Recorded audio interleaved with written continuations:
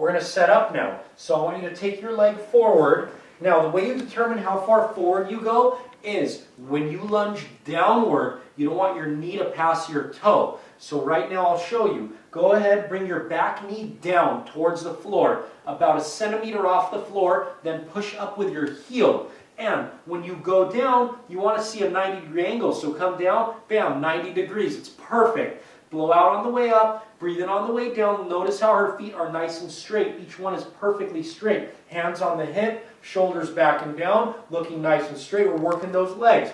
Breathe in on the way down, blow out on the way up, push with your heels.